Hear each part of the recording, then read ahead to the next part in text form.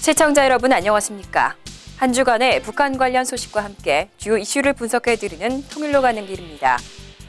북한이 오는 12월 17일 김정일 국방위원장의 사망 4주기를 앞두고 국내외적으로 추모 분위기 조성에 총력전을 펼치고 있습니다. 북한 언론들은 연일 김정일의 치적을 찬양하는 기사를 내보내고 외국에서 열리는 4주기 관련 행사들까지 상세하게 소개하고 있습니다. 조선중앙통신은 지난 7일 위대한 김정일 동지의 서거 사돌의 즈음에 여러 나라에서 행사들이 진행되었다면서 멕시코에서는 김정일의 저서를 낭독하며 정책과 시사 문제를 해설하는 모임이, 페루에서는 김정은 사진 및 기념 미술 전람회가, 슬로베니아에서는 사진 전시회가 진행되었다고 보도했습니다. 통신은 이어 말레이시아와 인도, 멕시코, 덴마크 등에서는 김정일의 혁명생애와 업적을 칭송하기 위한 회고위원회가 결성되었다고 소개하기도 했습니다. 통신은 또한 이란신문 이란뉴스와 홍콩 잡지 국제연계의 김정일의 업적을 다룬 여러 편의 특집 기사가 실렸다면서 이들 외국 매체들이 조선 인민이 김정일을 공화국의 영원한 국방위원회 위원장으로 높이 모시고 있다고 전했습니다.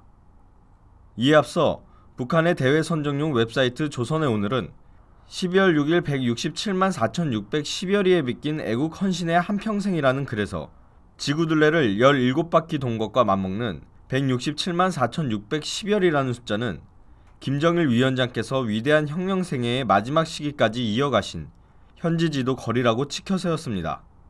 노동당 기간지 노동신문과 조선중앙TV 등에도 지난달 하순부터 매일같이 김정일의 업적을 기리는 보도가 잇따르고 있습니다. 조선중앙TV가 최근 방영한 13분짜리 김정일 찬양 동영상의 일부입니다. 내가 편히 잠을 자면 그만큼 인민들이 고생한다고. 그래서 나는 쪽잠에 들었다가도 인차 깨어나곤 한다 시니. 온갖 미사여구를 동원해 김정일의 애민정신을 강조합니다. 어린아이마저 군복을 입고 싶다며 충성심을 노래합니다.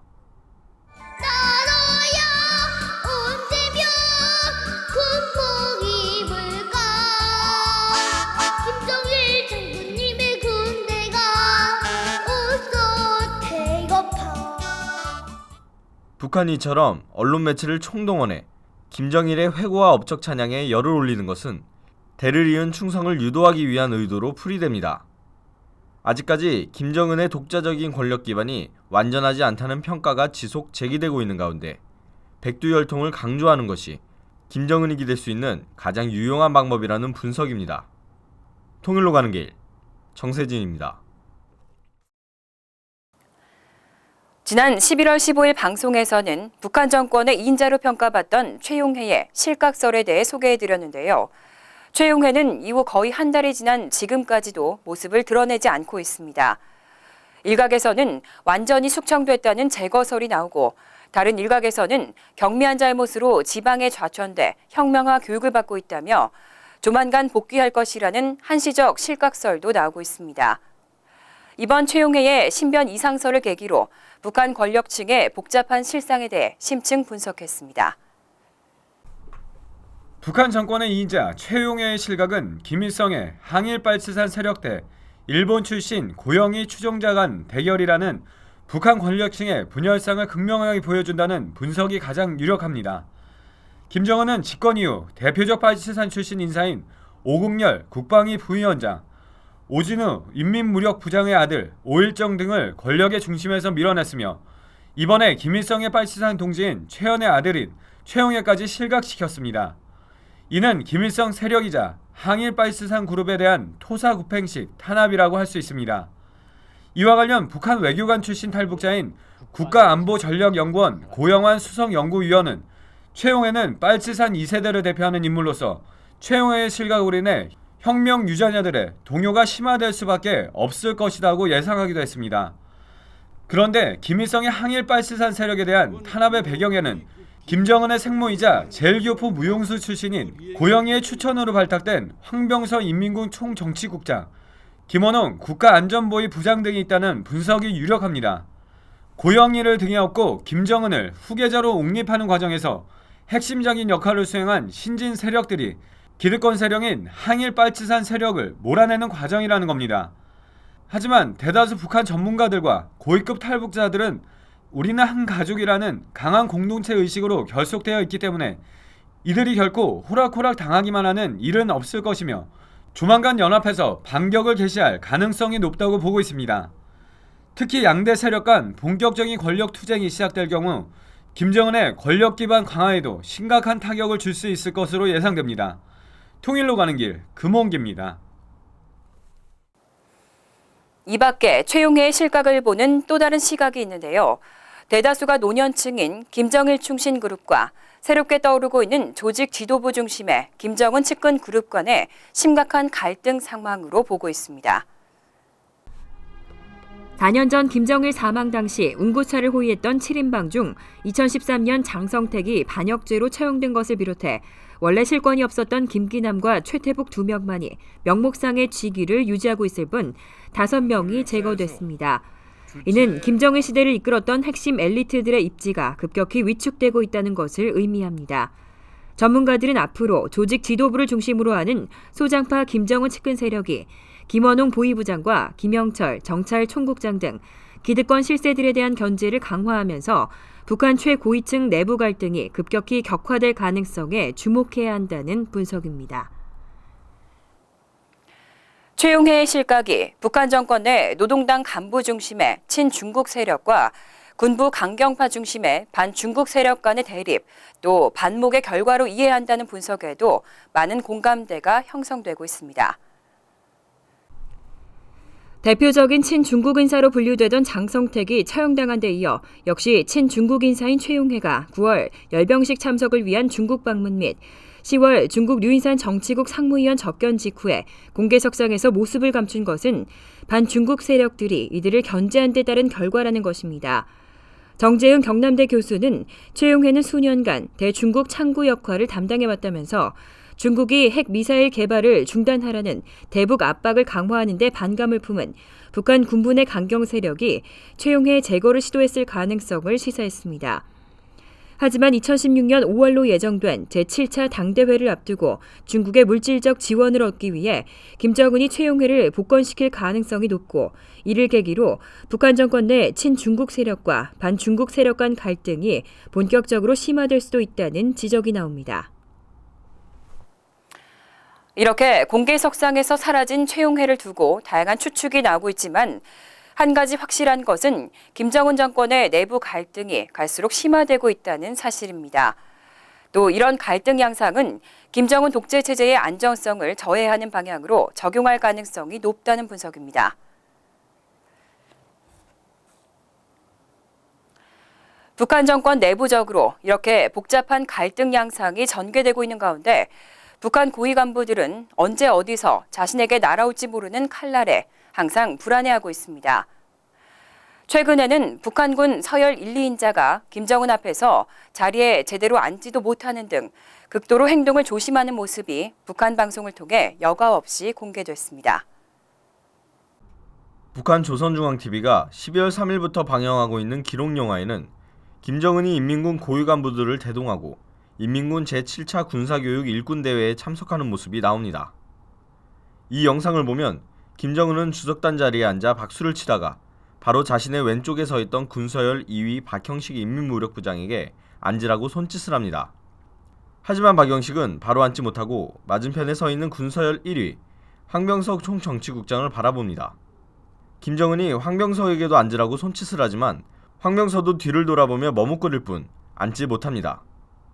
그러다 김정은에게 경례를 하고 나서야 엉거주춤 자리에 앉았고 박영식도 뒤이어 경례를 하고 자리에 앉습니다. 황병선은 이어 기념 촬영을 위해 이동할 때 김정은 옆으로 와서 귓속말을 하다가 황급히 자리를 비켜서는 행동을 합니다. 김정은이 단독으로 등장하는 영상에 자신의 얼굴이 오랫동안 비춰지는 것을 의식했기 때문이라고 보입니다. 황병선은 지난 6월에도 김정은을 수행하다 자신이 약 한 걸음 앞서 있는 것을 깨닫고 놀란 표정을 지으며 뒷걸음쳐 김정은의 뒤로 이동하는 모습이 북한 TV에 방영되기도 했습니다. 북한 전문가들은 김정은의 공포 통치로 당정군 간부들 사이에 맹종 분위기가 조성되면서 최측근 고위 인사들까지도 더욱 조심스럽게 행동하는 것 같다면서 최근 핵심 측근인 최용해까지 실각하면서 이러한 분위기가 더욱 심해진 것으로 보인다고 언급했습니다. 통일로 가는 길 정세진입니다. 흡연자분들 중에서 위조 담배를 잘못 구입하셨다가 낭패를 보신 분들이 있을 텐데요. 미국 정부가 북한을 위조 미국 담배의 주요 생산국이자 미국으로의 밀반입 등 불법 무역을 자행하는 국가로 지목했습니다.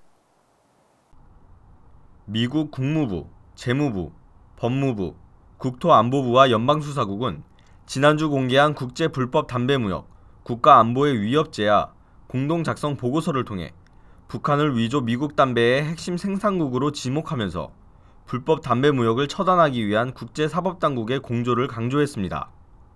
보고서는 북한이 특히 2000년대 중반에 말보로 등 미국 유명 상표를 위조한 가짜 담배를 생산한 뒤 중국을 거쳐 미국으로 몰래 밀반입하는 방식으로 불법 무역을 자행했다고 설명하면서 미 연방수사국이 미 동부 항구 도시에서 59명의 중국계 밀수 조직을 검거한 사건을 통해 북한에서 생산된 4천만 달러 상당의 위조 담배 경로를 파악했다고 소개했습니다. 또한 보고서는 2002년부터 2005년까지 미국 유명 브랜드 담배인 말보로를 위조한 북한산 가짜 담배가 1,300차례나 적발되었으며 위조 담배뿐만 아니라 북한에서 제작된 위조 지폐와 위조 의약품도 미국에서 유통되고 있다고 지적했습니다. 통일로 가는 길, 정세진입니다. 11월 15일 방송에서 평통 뉴욕협의회의 대북제재 이행 법안을 위한 온 오프라인 입법 청원 캠페인을 소개해드렸습니다. 미 상원 외교위원회 동아태 소위원장인 코리 가드너 의원은 이 법안의 공동 발의자로서 북한에 대한 강경 대응을 촉구해왔는데요. 가드너 의원이 북한에 대한 제재를 강화해야 한다는 요지에 월스트리트 저널 기고문을 게재해서 주목을 받고 있습니다. 상원 외교위원회 코리 가드너 동아태 소위원장은 12월 2일 월스트리트 저널에 게재된 잊고 있었던 북한의 광기를 제재하라는 제목의 기고문을 통해 북한의 지도자인 김정은을 미치광이라고 규정하면서 중동에서의 혼란으로 인해 잊혀진 김정은에 대해 미국이 대응해야 할 시점이 도래했다고 주장했습니다. 그는 기고문에서 북한의 탄도미사일 시험과 사이버 전쟁 능력 강화, 북한 정권의 주민에 대한 가혹한 인권 탄압 등이 계속되고 있다는 점을 설명하면서 북한에 대한 강력한 추가 제재 필요성을 역설했습니다. 그는 지난 11월 28일 북한에 잠수한 탄도미사일 시험 발사가 실패로 끝나긴 했지만 북한 정권이 절대 포기하지 않을 것이며 사거리가 미국 본토에까지 도달할 수 있는 핵미사일을 개발할 것으로 우려했습니다. 또한 2013년 한국 금융기관에 대한 공격과 2014년 미국 소니 픽처스 해킹 사례에서 볼 수 있듯이 북한의 사이버 전쟁 능력도 지속 강화되고 있기 때문에 미국의 국가 안보와 경제에 피해를 입힐 것으로 예상했고 최대 20만 명이 수용되어 있는 것으로 추정되는 북한의 정치 수용소를 예를 들면서 북한에 참혹한 인권 유린 상황을 좌시해서는 안 될 것이라고 강조했습니다.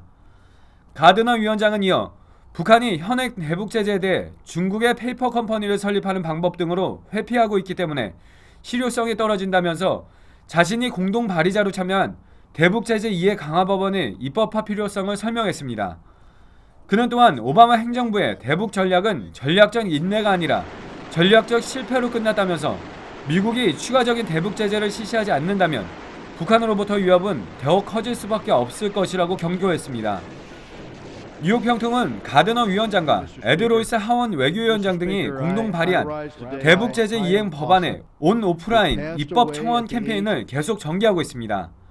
참여를 원하는 동포들은 뉴욕 평통 사무처에 문의하면 됩니다. 통일로 가는 길 금홍기입니다.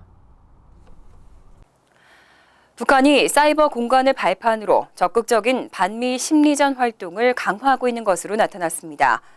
또 북한과 직간접적으로 연계된 한국과 해외 각지의 종북 세력들도 SNS를 활용한 활발한 반미 투쟁을 전개하고 있습니다.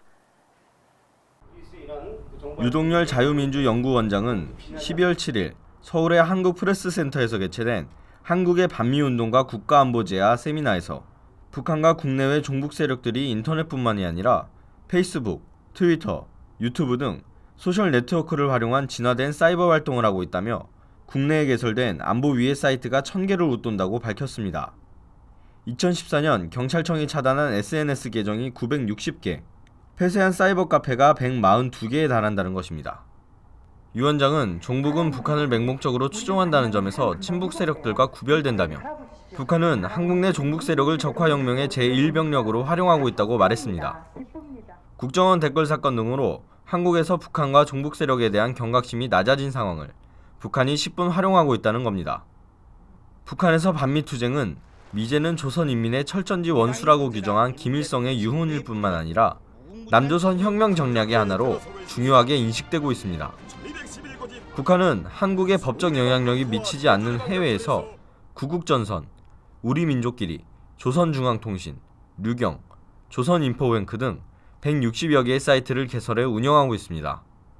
국가별로는 미국에 개설한 사이트가 58개로 가장 많았고 일본 38개, 중국 30개, 독일 5개 순입니다.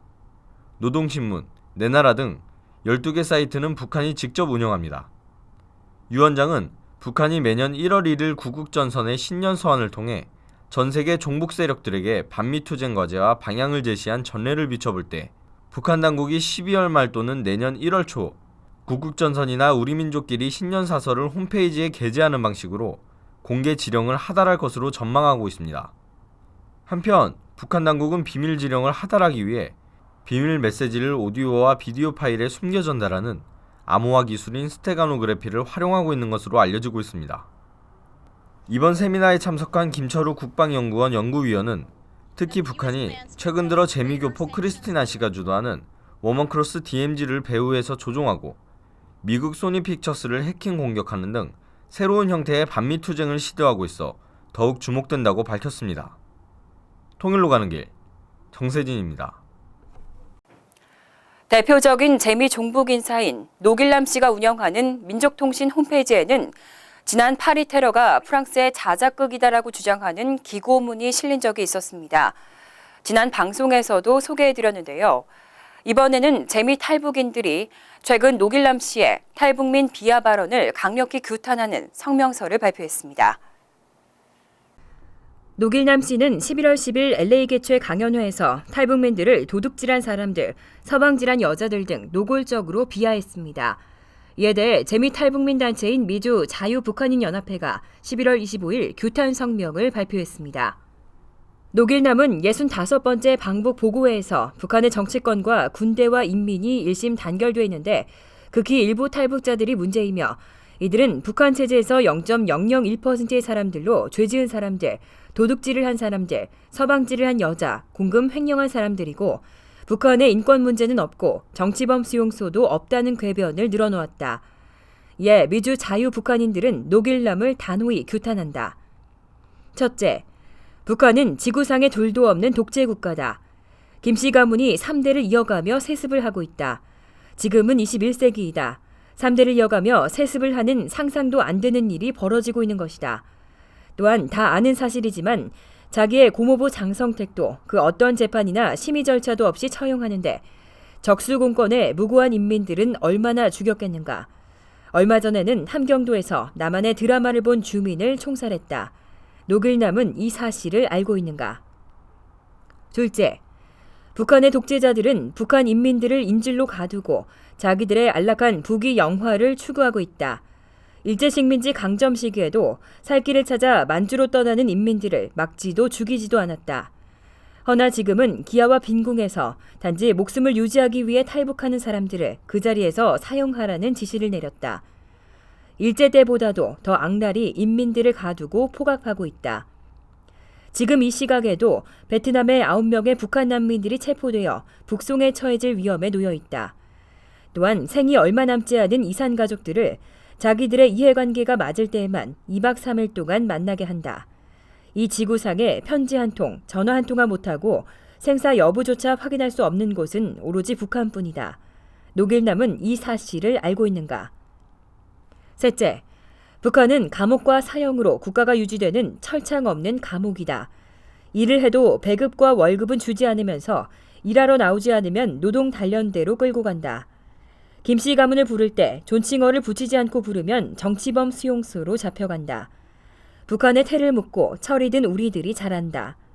그런데도 노길남은 북한에 인권 문제가 없고 정치범 수용소가 없다고 하겠는가?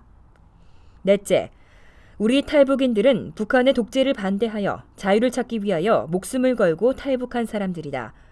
그런데도 우리들을 품행이 나쁜 사람들로 몰아 동포사회와 미주류 사회에서 고립시키고 배척하게 하려는 노길남, 너의 정체는 무엇인가? 5째, 북한의 살인자, 독재자들의 나팔수가 되어 흑막 속에 가려진 북한을 선전하기에 급급한데 북한의 철천지 원수라고 하는 미국에서 살지 말고 그렇게도 복지국가이고 무장력도 미국과 맞먹는다는 북한에 가서 살아라. 6째, 노길남을 강력히 규탄한다. 오늘부터 미주 전체 자유북한인들은 노길남을 북한으로 추방하기 위한 서명운동을 시작할 것이다. 미주 자유북한인 일동 2015년 11월 25일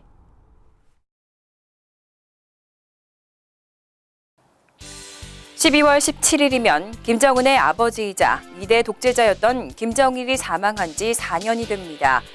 지난 4년 동안 김정은 정권은 핵무기와 경제발전을 동시에 추진한다는 소위 병진 노선을 내세우고 핵과 미사일, WMD 개발에 박차를 가했습니다. 하지만 여전히 북한 주민들의 인권을 유린하면서 국제사회의 지탄을 받고 있습니다. 많은 전문가들이 김정은 시대는 김정일 시대보다 더 호전적이고 예측 불가능한 모습을 보이고 있다고 우려하고 있는데요. 한국과 미국을 중심으로 하는 관련국들은 북한 정권의 의미 있는 변화를 이끌어내고 북한 주민들의 인권 상황 개선을 위해 더 노력해야 할 것 같습니다. 제재와 대화라는 현행 투트랙 접근 방식을 더욱 정교하게 추진하고 북한 정권의 진정성을 검증해 나가는 노력도 필요하겠습니다. 통일로 가는 길 오늘 순서 여기까지입니다. 다음 주에 더 알찬 소식으로 찾아뵙겠습니다.